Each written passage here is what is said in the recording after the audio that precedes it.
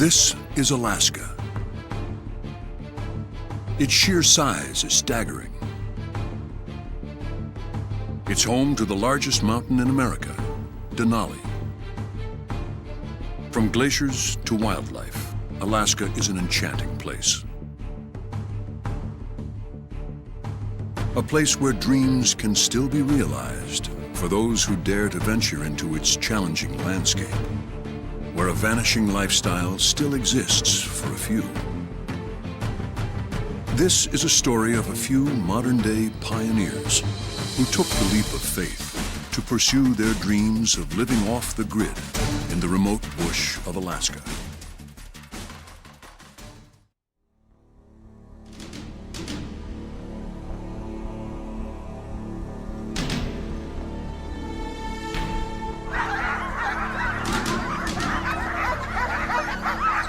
The eyes of the world are all focused on downtown Anchorage, Alaska. For there is no sporting event in the world quite like the last great race.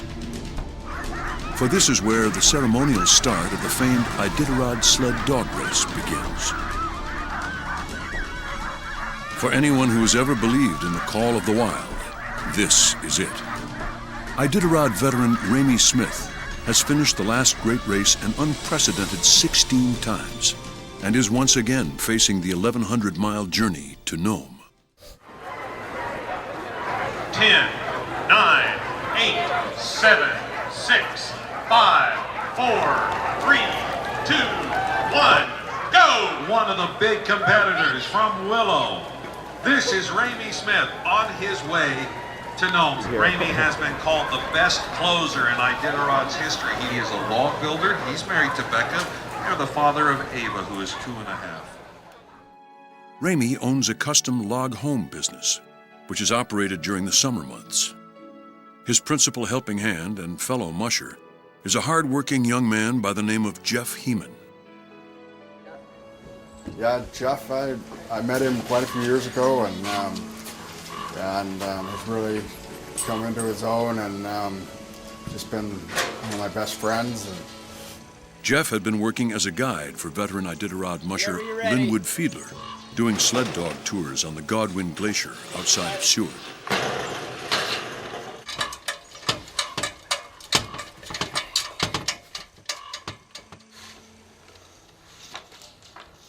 I met Jeff Hemann through Laura, which is Ramey's little sister, when they were working together on the glacier outside of Seward. I met Jeff up on the glacier working for Linwood Fiedler, and he recognized the effectiveness of the training methods that I was using, and he's like, you know, where does this come from? What does it do? All full of questions, and I'm like, this is from my brother Ramey. This is the way that we train dogs, and Jeff's like, well, I want to be a part of that. Bring it on. So that was pretty much it.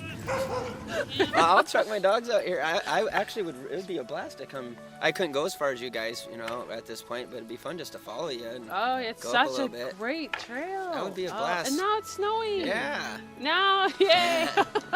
Summer after we got off the glacier, Jeff jumped in head first and started helping Ramey out, and next thing you know, he's the go-to guy. He's got it together, and I don't know really honestly what Ramey would do without him if he didn't have him. She's just highly effective at everything he does.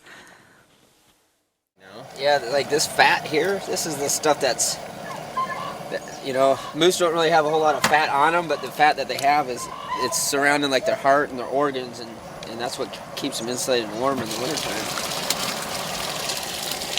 You know, all that I ever knew about dog mushing when I was getting into it was the Iditarod. You know, following the Iditarod, Linwood Fiedler, Ramey Smyth, and kind of, you know, getting familiar with those names. But, you know, just to see the life, you know, to videotape the life and what it kind of takes is hard. You know, every day is an adventure, you know. You got people that live like in the city or something, and, you know, this might be like their whole big expedition for the month, but we do an expedition every day, you know, getting water, cooking food, daily upkeep, family life, work life, dogs, and owning your own business. It's takes a lot of work and a lot of balance, and dogs are happy.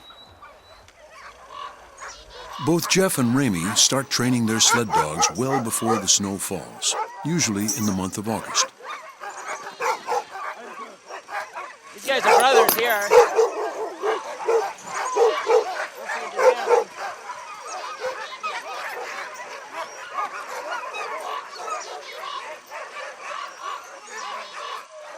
The typical sled dog team consists of 20 or fewer dogs and are all hooked together on a central line called a gang line. The gang line is fastened to whatever is being pulled, and in this case, it's an old ATV. Early season training usually involves ATVs instead of dog sleds, primarily because of the lack of snow. It is the most common method of training used in Alaska today. ATVs offer a greater control of the dogs, as well as the correct amount of weight to be pulled.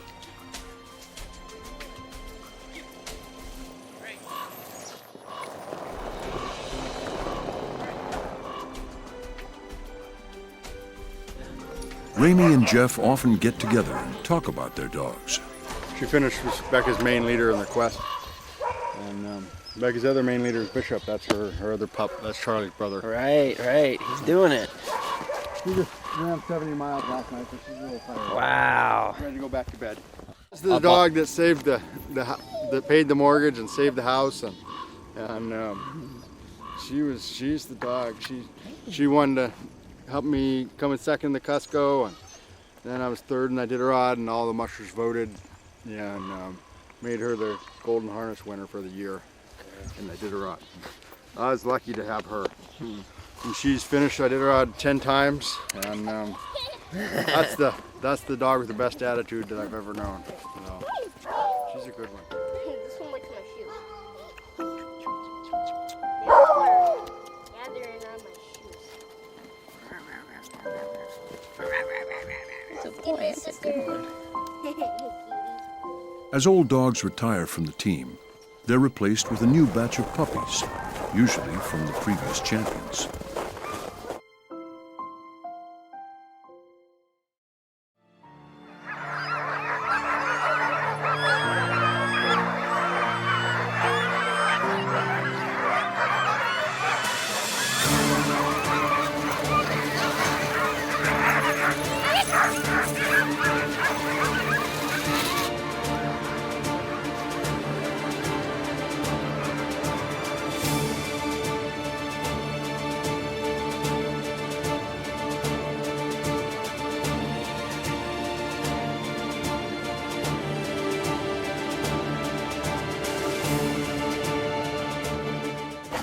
Slow. We caught him. Ken and I were going back and forth with each other, having issues. I had to switch out leaders. I had a harness bust on me and my leader.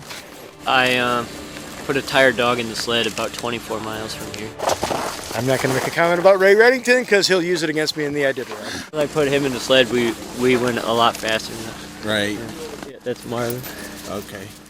Yeah, when he said he had four dogs he needed to put in wheel, I said I'd leave two of them home because you're going to end up carrying a bunch of them.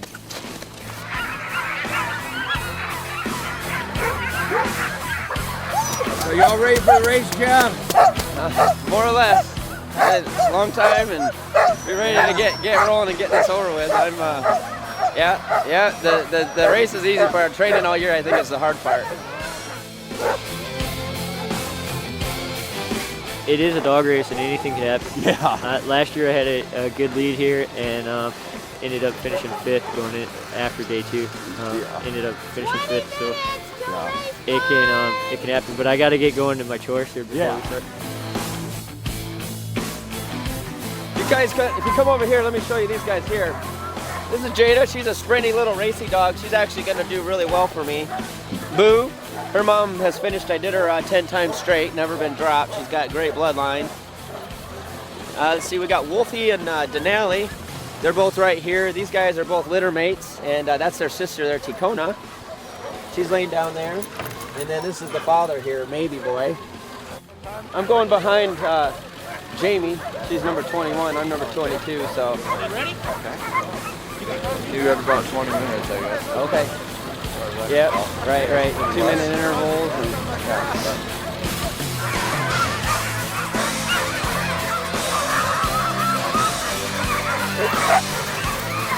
I got my name right in the middle there. See my little, I'll be worth money someday there. Right? Yeah. Screamin' Hemann, yeah, we'll see what happens. We're gonna go have a good time and just go do what we do, and then at the end there, if they got a little more, then hey, you know, we can always open them up a little bit. And Right on. I want a prize. Where do you expect to open them up? Probably the last 100 miles of the race. Okay. Probably on the inbound trail, yep. This is the father to the girl.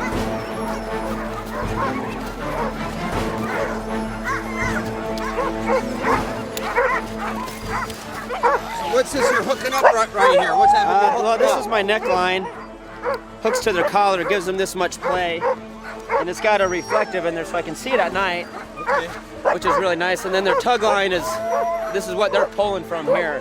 Okay. So, So which one next on the list here? Heather's getting Montana. Okay. She's the mom, dad, and they're all related. Okay. We got a whole neat genealogy here. Montana with maybe. I'm gonna hold off on Gadget and Jada because they're. So I'll get Blackjack.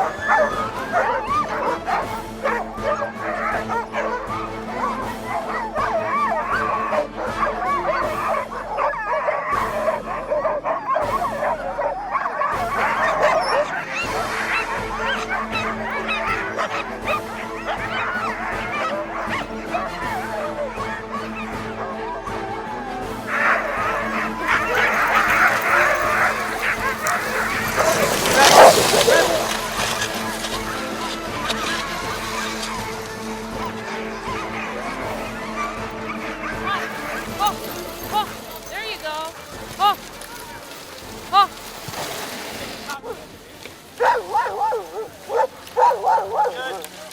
I'd like to unthaw my eyes before they freeze shut. Yeah. That's the perils of having long eyelashes, I guess. I don't have that problem. She has frostbite and eyelashes, No, you think? she can get frostbite if you keep ice on it long enough. I thought it was great. It was The better than moose last holes year, are filled wasn't in really good. it? I thought it was way better than last year. Getting close. Trying to figure out Panther. I think maybe Puppet's the fastest. You could take Panther. No, you can't switch dogs between teams. I can only can't? pull from the. No, I can only pull from Oh. the two. But I got Puppet. At our house, it was about 15 or 20 below, but it's like 35, 40 below in town. Tough, not a hard trail, a tough trail. A tough trail. Yeah, it wasn't hard. It was deep snow. Actually, we had the snowshoe in front of the team for 30 or 40 miles at one section, so it was a slow go. He's the man of the speed. Hard to keep up with. We did the best we could on the trails. Oh yeah, Yeah. it's amazing. This guy's not only beating our butts, he's also putting in the trail, and it's early in the season, too. we call him a Renaissance Reddington man. Yeah, it's awesome, man.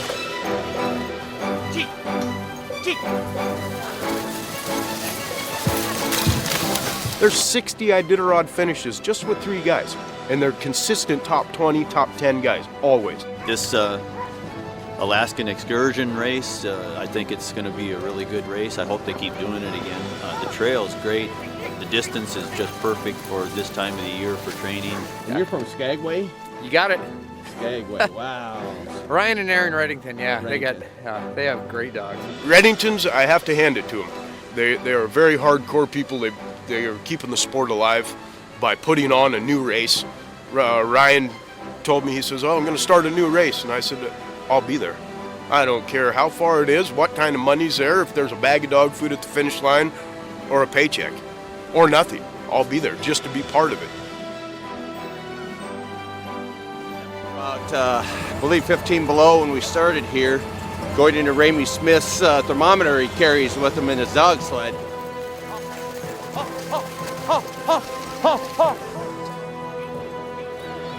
Trail's great. It's really fast on the before the loop, and then the loop at the end was a little soft. It slowed him down a little bit, but you screamed when you got on that pack stuff. Right.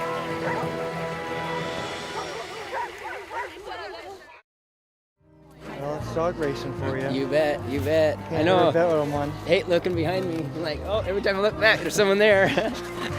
Today it was like 2 or 3. good experience. You know, every passing that we did, everything went really great. With Steve next here, he was ahead of. I passed him off the beginning. We did a lot of this, and you know, it was really good practice actually for all of us. We got good leaders. Yeah, no doubt about that.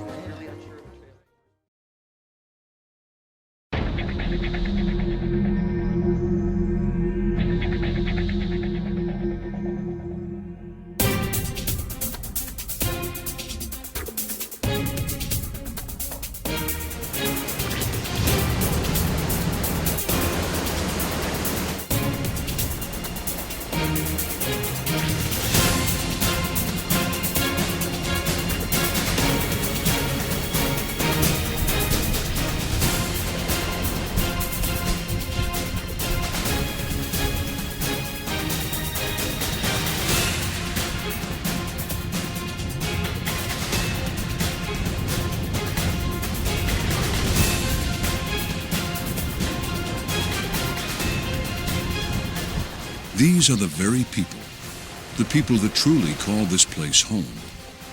To be living out their dreams as few of us could, knowing that this is their top of the mountain. To be able to say, we came, we saw, we conquered this land. Watch as their lives open up and dreams become reality.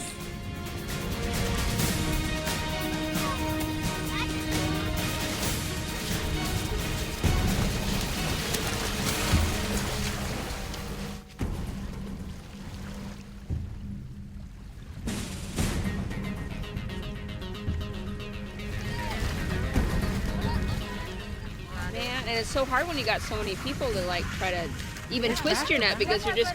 Oh, Jeff has one. Oh, Jeff has. It's the littlest one yet. Littlest one yet? Still all good food though, right? It's so little I didn't know if I had one or not. Dogs are fed whatever is readily available. In Alaska, it's salmon. Salmon provides an excellent source of protein and a treat for both man and dog. Large quantities are caught during the short summers, frozen, and then eaten during the long winters. They're bringing the fish over so that the girls can start cleaning.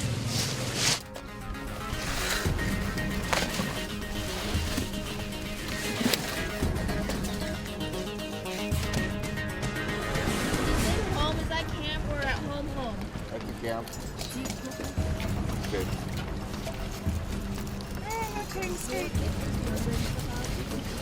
You got it next tonight? No. There, we can share. Okay. Yeah, we want to share. Go wash your hands. Hey, Chris, where's the Egg buckets right there. eggs? The egg bucket. Oh, you gotta have really clean hands to take out the eggs. Later in the season, we'll use those eggs for catching silvers. I think no, we'll do it. I'll see. Yeah. She always likes playing with the hearts. She likes. She always likes playing with the hearts. Right when we get them, when they're still beating.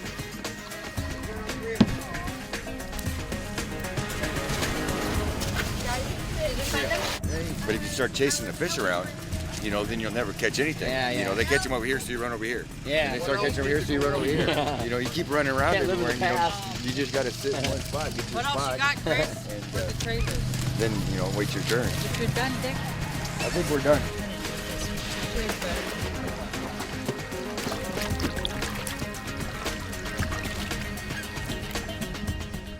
You like the blood and guts too? I do. Guts. She's gonna be a nurse, that's why. Yep. Nurses like guts.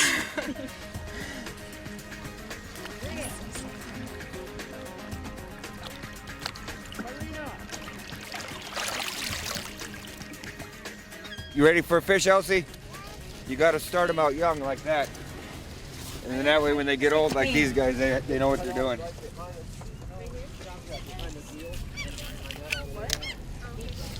The fishing that we're doing here is open to residents only. Alaskan residents, they're the only ones who can fish using the nets doing this, which is makes it real nice for people like us that live a subsistence lifestyle off of just the meat, you know, that we catch either by fishing or hunting.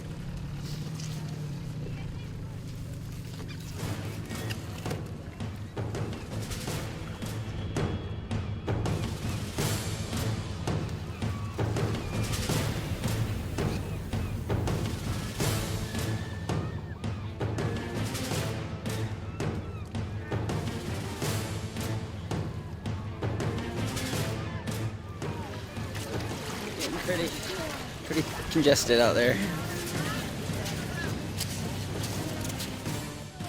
Dog food. We boil them down about 3 heads at a time with rice, and in the wintertime for a morning broth. Breakfast for the dogs, basically. And they're 25 cents a pound to buy them at the feed store, so come here and get them for free.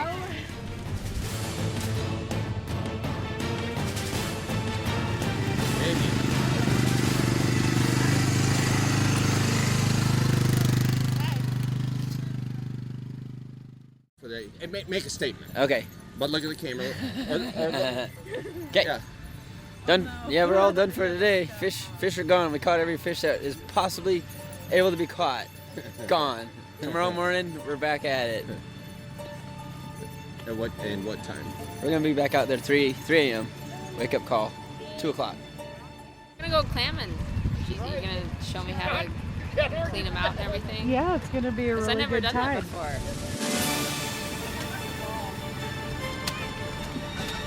That's a sockeye? Yep, sockeye or red salmon.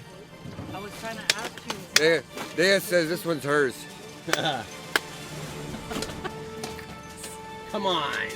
Is that yours?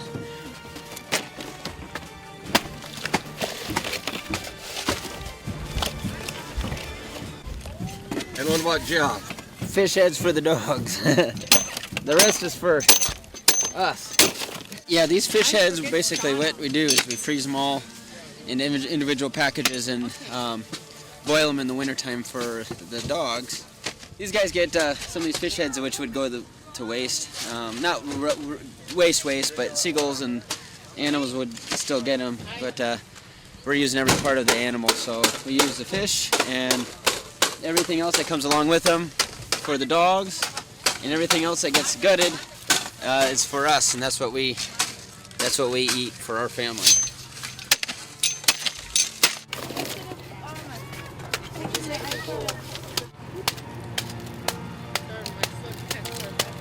Putting our fish in the coolers, make a layer of ice, make a layer of ice, and then a layer of fish, and a layer of ice, and a layer of fish. And as long as you drain the water off it, the fish will last for about a week. Gives us time to get it home and get them processed. We're gonna go clamming tomorrow morning. Yeah. Are you cutting this up for tonight, or are you doing this for what? Right now. I'm gonna go cook it up. You're gonna go cook it up? Yeah, I'm gonna go fry it right now. Look at the fillets we're gonna have for dinner tonight. He already Sweet. Oh, he That's did? Linda. Yeah, he knows who I am. That's and this Linda. is skillet, and this is the packet. It's Okay. for salmon. How long The do you normally spices. cook it for? About maybe 10 minutes. 10 minutes? 10 minutes. It'll be better if you do it It's 10 gonna be minutes. real good. And what is it you're cooking, eating there? Red salmon fillets. No. Fresh. In there. Moose stew. Moose stew. Moose stew. That looks just like salmon fillets. It's really awesome. I love it. You gotta run the imagination. What? You gotta run the imagination for Dea's cooking. Hey, yeah. I've eaten it for a lot of years. No one knows it, and I'm still alive. Ouch! This is me and Granite, and you don't usually get a chance to see us because I'm behind the camera. But this is my family. Right? Look. Hi. Cool. You already said cool. Yeah, instead of just the outside crust. Because I can't really control... Fresh sockeye. I can't Yum. control the flame on this. Are you the chief cook then? No. Who's the chief cook? Chris. Anybody Everybody that has a specialty can cook their own Yeah. whatever. Oh, a little bit more. I'm trying to steam it so it'll, hold the heat. You're what? I'm steaming it so it'll hold the heat, so Good. it'll cook inside instead of just on the outside. Our new waders have a little hole. No, it's cool. That's your brand new waders, and they got a hole in it already? Brand new pair of waders, right out of the box. $250. Right out of the box. What's wrong with the dog? Oh, she got into something. She's all swollen here. See that hand? It's like all cupping. Fishbone? No, probably a little thistle, little piece of grass that weaves like a stickleback fish. You know how they, or like a porcupine quill. And she ate it, and it's just getting festered up. See, like, there's, maybe right over here. But yeah, it's just teeny tiny wherever it was.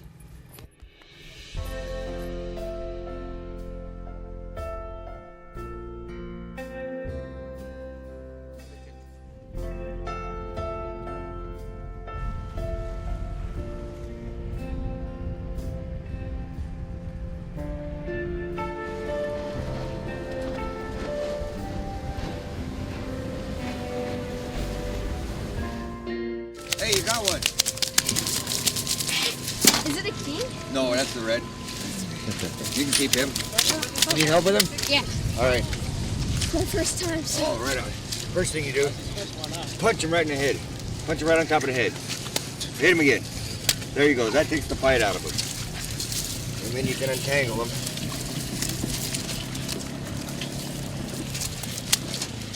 All right.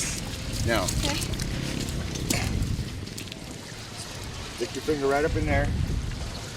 You got him? All right. Hang on. You got him? Hang on to him hard, okay?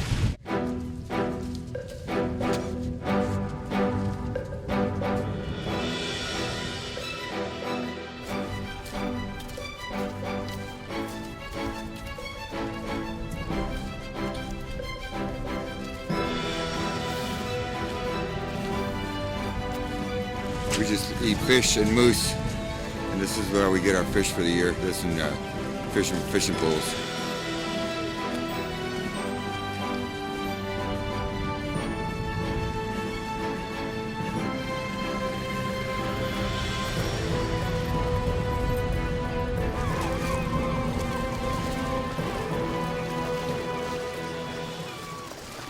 The grandpas are. The two grandpas are brothers. The two grandpas Okay. are brothers. The Yeah. two grandpas. My grandpa and her grandpa are brothers. Okay. Big family. We have a huge family. It's called the tribe. From White Mountain and from Nome. Mhm. It's called the Alaskan tribe. It's the Fish River tribe, and that's where we originally. And where's from. that at? It's By Nome? by the mouth. It's the mouth of the Neklik.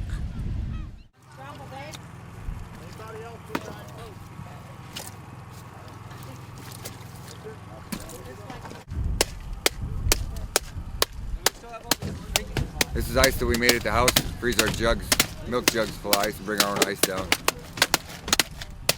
Donovan said they were catching doubles. Yeah. 4, 5, 6.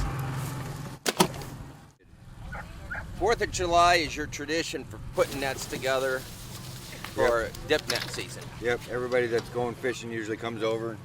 We sit around and talk about it. Because I mean, figure if out you, what food everybody's going to bring and what they're going to do, and right, mend on nets, get everything all ready. because you get one hole like this, right here, And you're missing a fish. and you're missing fish Now put your hand through there.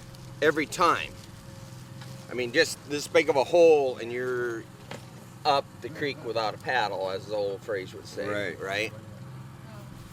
Well, that's not good. We might have another one over here. I don't know. Yeah. Is that the same It's one? Still part of the same one. 2 years at commercial fishing set netting. Whoa. Is where I learned to do this.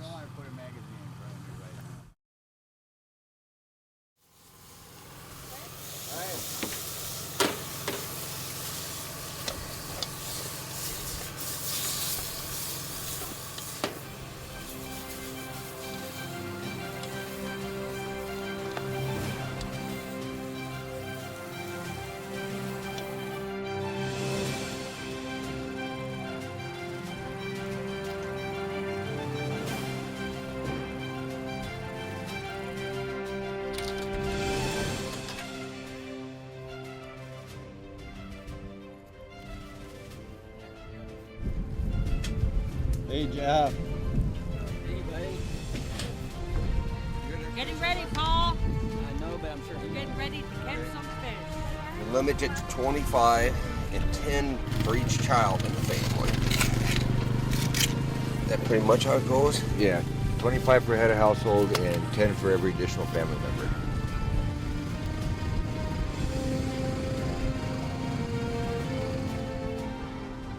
We don't buy meat from the store.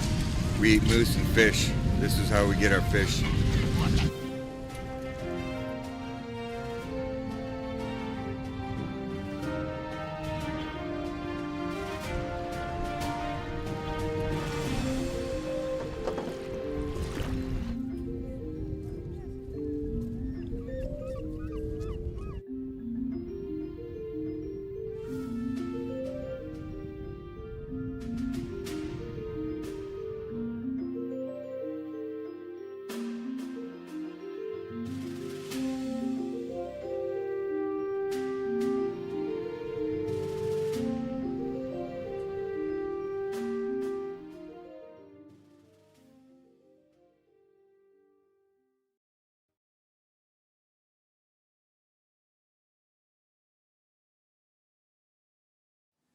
Jeff and Heather are doing a juggling act right now because they're in the process of moving. They had been living in a handler's cabin on Linwood Fiedler's property for the last few seasons, so they've got their own place now, and it's off the grid, so it's going to be a lot of work. We've been living here with my family, Heather and Granite and Dakota and us and the dogs for the last couple of years. Prior to that, I worked for Linwood, and I worked for him up on the glacier doing dog sled tours as a guide, and worked my way up into management up there. I did that for a few years. Jeff works with Ramey Smyth, who is not only a dog musher, he is a master log home builder. So yeah, Jeff and we're good friends, you know. I know a lot of what he's got to deal with, ups and downs, and he's trying to move to a new place. His time's up for rental, and he's finally being able to set down roots, and so it's a lot of work because he's got to build somewhere to live there. They don't have any power or well yet, nowhere to put the dogs. And he's trying to work full-time with me building log houses, and so right now Jeff's got a lot on his plate. It's August. We got to be moved in here in 2 weeks. We got to start training in 2 weeks. We need to start training right now. I need to start training right now because we got some dogs. We got some good dogs. They're antsy to go. We're ready to go. But they're mature, you know, and mature dogs, they don't need all this early season training because they've got it figured out. So we'll be all right. We'll be all right. We need as much training as we can get. I'm staying optimistic. Okay. So there's a heightened sense of urgency here because we're trying to get moved out of this handler's cabin that we've been nice enough to stay in for the circumstances that we've been in, but it is very cramped in space for the 4 of us. So we're here at Linwood's about ready to move out of here.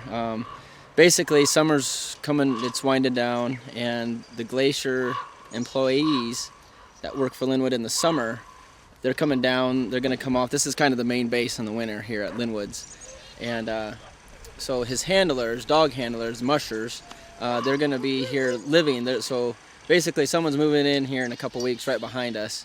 And we've been here for a couple years, our whole family. I mean, it's a lot more than just a single guy when you have 2 boys and, you know, man and wife and 25 dogs to boot, so. They're moving into a metal workshop, basically, which they are going to make as their home until they can build a permanent dwelling. We're stuck right now because it's been raining, and the ground is like soup, and we gotta get gravel, and we gotta get the dog posts in, 30 of them, and we gotta get the chains and the snaps and the dog houses, and so much, I mean, just as much as it is important for us to get our place all set up so that we can live, it's also important for us to get all our dogs taken care of and them a place to live. So all of that has to come together in the next week and a half, 2 weeks. So we'll just see how everything plays out. after working with Ramey all day doing the same stuff, and then I could come home and work at my own place and do the same stuff. But it's all good. I feel good, I feel strong, and I'm ready. I'm not afraid. I'm ready to conquer any challenge. I know he's trying to get ready for a race here pretty soon. The Alaskan Excursions. It's a pretty fast sprint race. You know, it's challenging, bumpy trail. Got some top end teams in it. And I ran it last year. And he's going to be using some of the same or similar bloodline dogs to what I have in that Iditarod. So this is the kennel here. These are our dogs. This is the same bloodline from Ramey Smyth that got second and beat the all-time record in Iditarod this year. That's a brother to his main leader. This is Bishop. And yeah, he's going to be running Bishop's brother Charlie, and basically this whole group, my Iditarod dogs, and they are all very closely related to Jeff's dogs. And so these guys here are ready to go. They're my heart and soul right here. And this year with the Alaska Excursions race, a premier race up here in Alaska, that it's a race that's drawn some big names and some big money. And, you know, with the expense of having our kennel, you know, of our family members here, it's expensive. And so there's got to be a purpose. And if you're going to race, it's got to be, you got to make a couple bucks and not hurt dogs in the process. So it's a fine line. But these dogs are very resilient. Their bloodlines with the Smiths has been proven year after year. And so we got a lot to prove this year. In between moving and all the projects and working full time, really what we want to do is we want to be running dogs, Heather and myself. So just got to get through all this hard work and all these projects, and we're going to start training these guys here, and they're going to do good.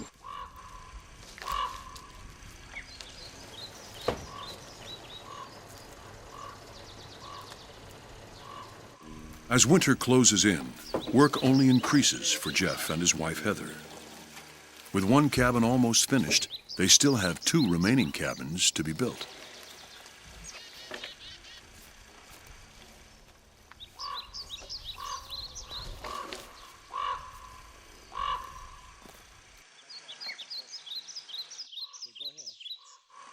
And we have to get the back floor done, and the plywood for the back floor for our bedrooms is underneath the tent.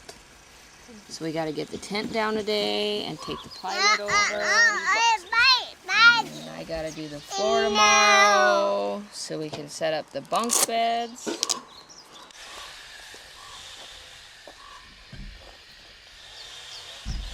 We're losing time, we're losing daylight. Every day is a ticking time bomb, because we wanted to put our house here this year. We wanted to have it, the spot cleared out, but that's not happening, because within 2 weeks here, we could have snow in a couple weeks here, and things are happening fast. It's ridiculous. I mean, we're gonna have to just start working all night long here. It's all happening every day, one step at a time. Urgency. That should be the name of a movie. Sense of urgency. Urgent. Yeah. Double urgent. Rome wasn't built in a day, is that what you Rome mean? wasn't built in a day, but me and Heather, we could build in probably 2 days. Yeah, we make a good team. Oh, we haven't done this all that fast. Yeah. This is taking forever. Yeah. Forever? Yeah. That's what the back of our rings say, evidently. So. And ever, and ever. And ever, and whatever. As long as you got an outhouse. As long as the boy keeps sleeping. Yeah, we couldn't afford the cabinets either, so just built, stuff from around here with the wood to get this in. So we're pretty excited to have a sink. We've done it before with just, tubs on top of the counter. So this is actually an upgrade for us to have the sink in the counter and ready to go.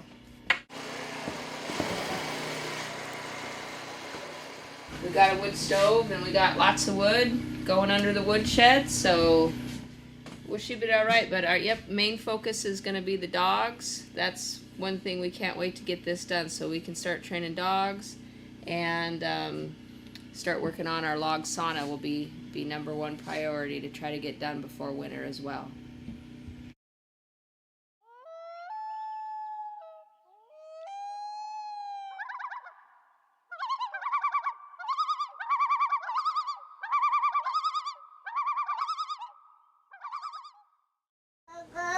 get it all kind of prepped tonight, and then we'll just haul it over in there in the morning before. Okay, sounds good. Alrighty. No! Yes? Okay. So 3 totes? Well, we might as well just leave them in there if they can't go anywhere. Okay.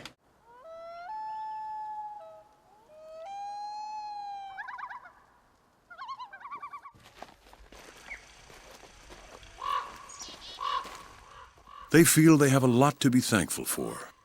For them, there is just as much joy in the journey as there is at the finish line.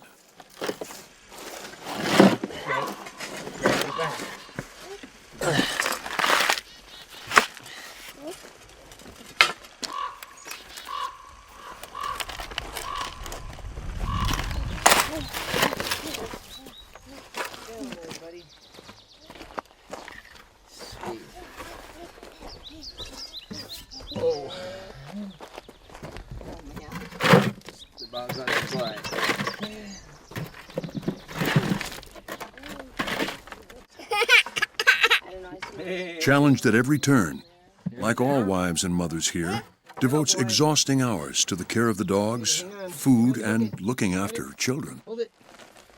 Okay. Go. Good job, Jeff. Good job, Jeff.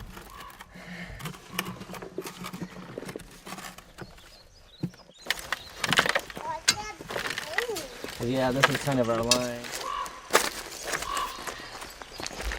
Go. Like a spider monkey. God. Hey, he understands. Big hole. Way down there. Good boy. Good job. Go. Hey. One of the reasons Jeff lives the bush life is that not everything is owned by someone else.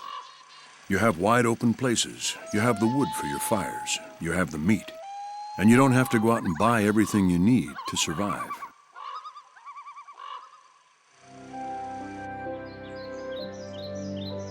When Jeff's not working with Ramey, he is busy working on his own cabin with his wife Heather. Every log Jeff and Heather finish puts them one step closer to their goal.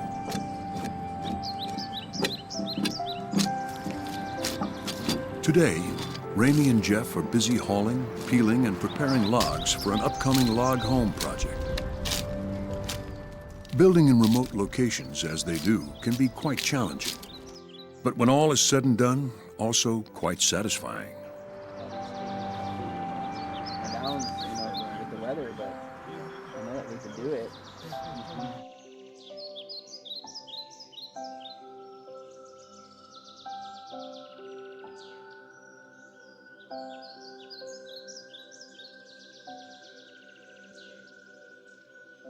There are few unsettled places left in the world. The great Alaskan wilderness is one of them.